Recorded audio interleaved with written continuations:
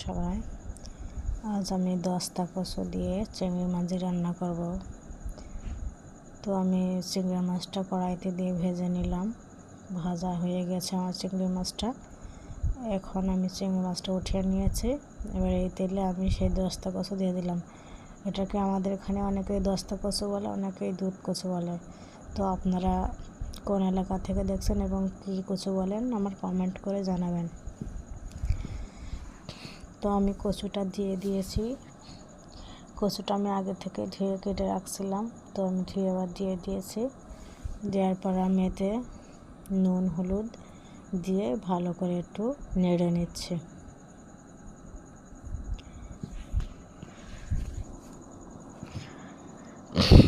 আর কচুটা ভালো করে নাড়া হয়ে গেছে। এবার কষানোর জন্য আমি একটু পরিমাণ মতো পানি দিয়ে দিলাম।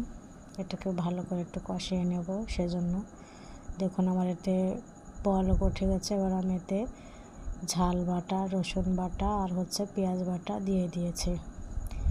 দিয়ে মশলাটা দিয়ে আমি একটু নেড়ে নিব। তো আমার রান্না যদি আপনাদের ভালো লাগে তাহলে আমার চ্যানেলটা সাবস্ক্রাইব করে লাইক কমেন্ট করে আমার পাশে থাকবেন এবং আমাকে সাপোর্ট করবেন।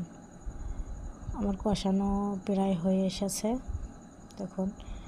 এবার আমি এতে এখন একটু দিয়ে দিব জিরা গুঁড়া, আর এটা দিব এখন ফলের গুঁড়া। এটাকে আমি শুকিয়ে বিলন করে রাখছিলাম, তো এটা দিয়ে দিচ্ছে এখন। ফলের গুঁড়া জিরা গুঁড়া দিয়ে দিলাম। এটা দেওয়ার পরে এবার আমি এতে দিব সেই ভেজে রাখা সে চিংড়ি মাছটা দিয়ে দিচ্ছি এতে। দিয়ে আমি আর একটু ভালো করে কষিয়ে নিব এটা।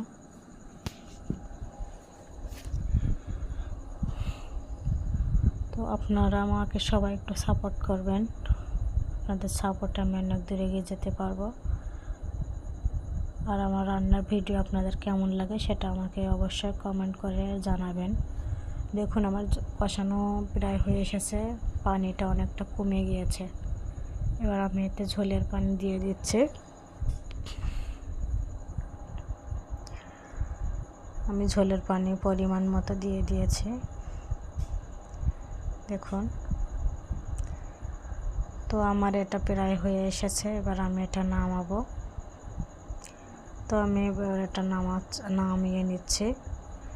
আমার ভিডিও দেখার জন্য আপনাদেরকে সবাই ধন্যবাদ। সবাইকে ভালো থাকবেন। আল্লাহ হাফেজ।